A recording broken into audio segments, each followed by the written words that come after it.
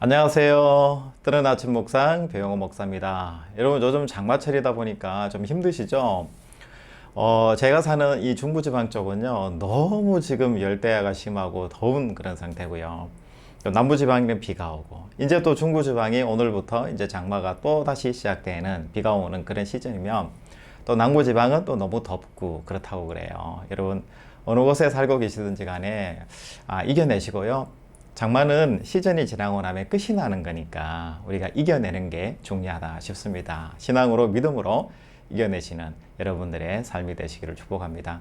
오늘 우리가 함께 나눌 말씀은 시편 87편 1절에서 3절 말씀입니다.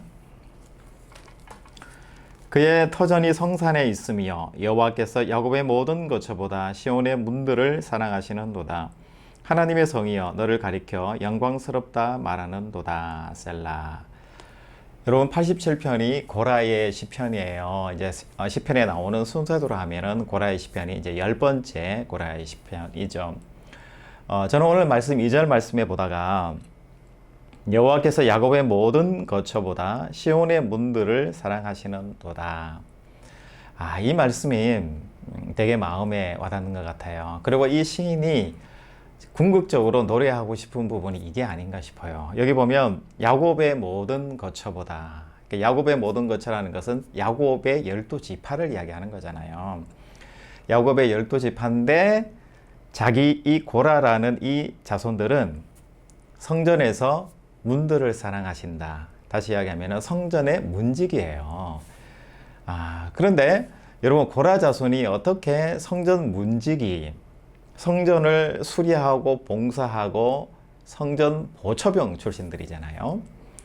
그리고 성전에 사람들이 출입을 할 때 문에서 경비를 하면서 주 업무가 경비 내지는 쓰레기 같은 거 정리하고 성전 문을 둘러보고 보수하고 공사하는 이 일들을 주로 했던 사람들이 바로 고라 자손인 거죠.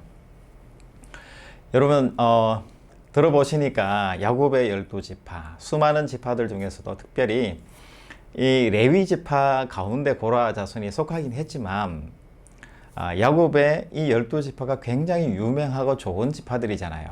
그런데 이 고라 자손들은 야곱의 12지파라기보다는 나중에 야곱 이 12지파에 편입이 되어서 하나님의 특별한 축복에 의해서 성전 문지기로 이렇게 역할을 담당하게 된 약간 이방인에 속한 사람들이다. 이렇게 여러분들 이해하시면 좋을 것 같아요. 그런데 여러분, 시편에 고라 자손의 시편이 나오잖아요. 이거 정말 대단한 일이 아닐까 싶어요. 고라 자손이 자기들이 노래합니다. 민수기 16장에 보면은 여러분, 고라당 일당이 모세에게 항의를 하다가 땅에서 불이 나와서 그들의 모든 족속들이 다 전멸당한 그런 사건을 여러분 알고 계시잖아요. 레위 지파 사람들이 이렇게 보니까 성전에 제사장 가운을 입고 멋있는 옷을 입고 제사 어떤 형식을 지내고 이런 모습을 보니까 고라 자손들 입장에서는 맨날 텐트 메고 가고 성물을 보호하고 지키고 보초 쓰고 쓰레기 정리하고 이런 것만 하다 보니까 자기는 정말 이방인 같고 정말 가치 없는 일에 봉사하는 사람 같이 자기 자존감이 확 낮아지는 거죠. 게다가 뭔가 우리도 제사장 역할 같은 거 해보고 싶다라고 덤볐다가 수적으로 용사고 칼 들고 있는 사람들이니까 덤볐다가 아주 그냥 하나님에 의해서 이스라엘 민족에 의해서 왕따가 되고 심판을 당한, 멸절을 겨우 면하게 된 그런 입장에 있었잖아요. 이런 민족이 여러분 고라 자손의 시편에 나오는 거예요. 이 시편에 고라 자손의 노래가 있다라는 것은 다윗의 시, 여러분 솔로몬의 시, 아삽의 시와 더불어서 정말 하나님이 이 중요한 이스라엘의 교과서 같은 이 시편의 말씀에 고라 자손을 등장시켜 주시고 있게 해주신, 평등하게 만들어 주신 하나님의 놀라운 은혜가 있다는 거예요. 그런데 여러분, 오늘 말씀에도 우리가 2절 말씀에서 알아서 생각해 볼 수 있지만 너무 힘들고 열등의식이 강하고 뭔가 나는 잘하고 싶은데 내 출신 성분 때문에 뭔가 잘 되고 싶은데 욕심은 있는데 잘 안 되는 그런 사람들에게 주시는 은혜의 메시지가 아닌가 싶습니다. 여러분, 고라자손 입장에서 생각해 보면 나는 왜 제사장 역할을 못하나? 나도 제사장 옷 입고 메인으로서 역할을 해보고 싶은데 나는 왜 못해? 라고 생각할 수 있어요.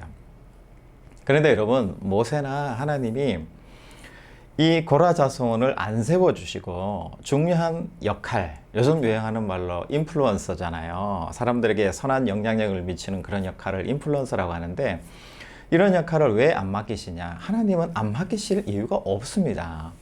신분의 문제가 아니고요.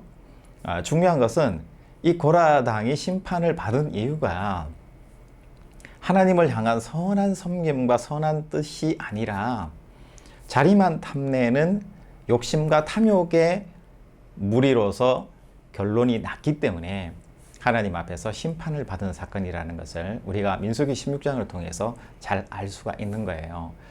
여러분, 하나님께서는 우리를 차별하시지 않으세요. 중요한 것은 내 자리에서 어떻게 하나님을 찬양하고 노래하고 그분의 이름을 높여드릴까, 이것이 굉장히 중요한 문제인 것 같아요.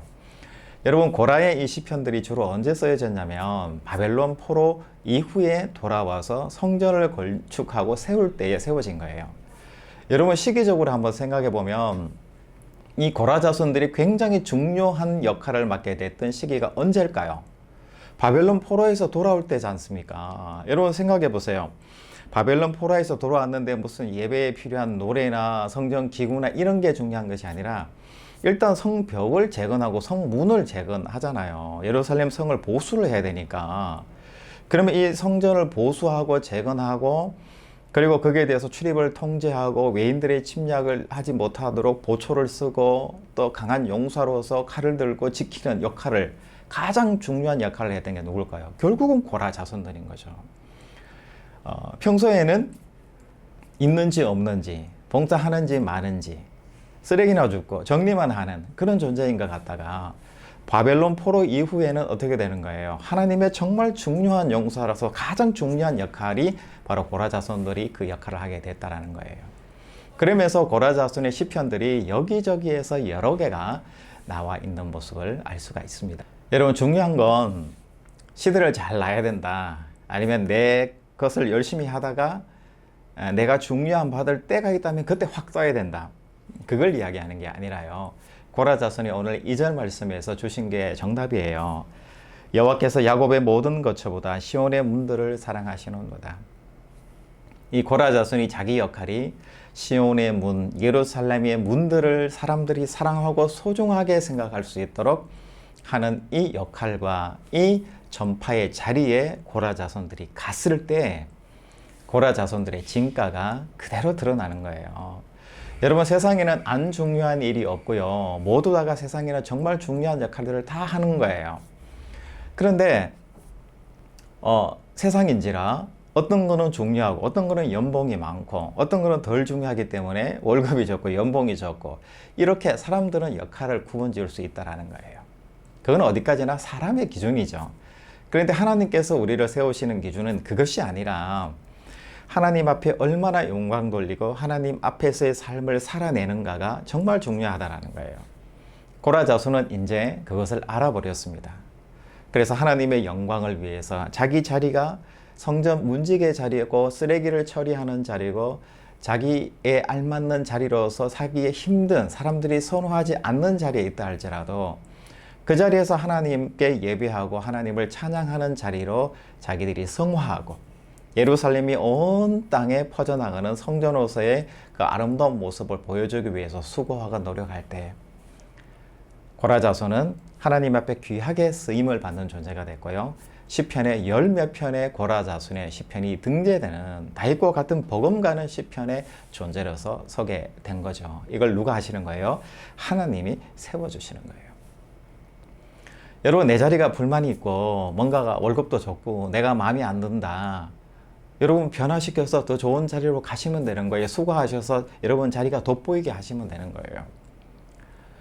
내가 어떤 자리에 있든지 간에, 직급이 높든 낮든지 간에 중요한 것은, 하나님이 원하시는 것은 직급의 높낮이를 원하시는 것이 아니라 그 자리에서 내가 최선을 다하고 아름다운 모습으로 살아내고 정말 소중한 자리로 만들어 버리는 것, 이런 긍정적이고 적극적인 신앙의 자세를 하나님이 원하시고 바로 이것을 고라 자손들이 선택했다라는 이 사실 여러분 잊지 마시고 오늘 내 자리가 이런가 저런가에 대한 고민과 그런 걸로 시간을 보내지 마시고 내가 맡은 역할을 정말 돋보이게 사람들이 구경하고 싶도록 사람들이 선망하도록 그렇게 만드시면 얼마나 좋을까라는 생각이 듭니다.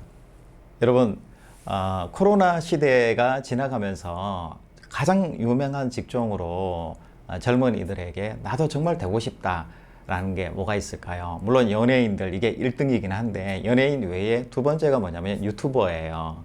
유튜브를 통해서 뭔가 100만, 1000만 유명한 유튜버가 되고 싶은 인플루언서가 되고 싶은 영향력을 끼치는 사람이 되고 싶은 그런 꿈을 많은 MZ세대들 젊은이들이 꿈꾼다 그래요.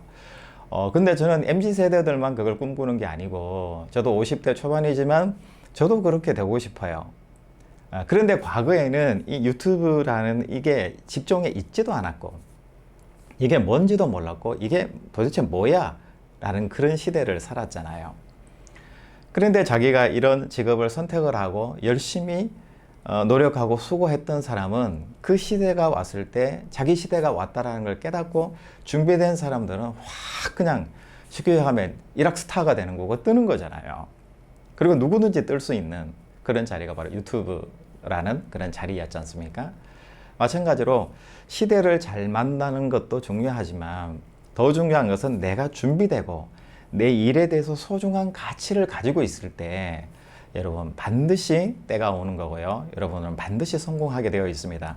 여러분 그 진리를 잊지 마시고 이것은 성경적인 진리라는 사실 잊지 마시고 준비하시고 기도하시고 여러분 자리에서 최선을 다하시는 여러분들의 삶이 되시기를 주님의 이름으로 축복합니다. 여러분 내일 또 뵙겠습니다. 샬롬.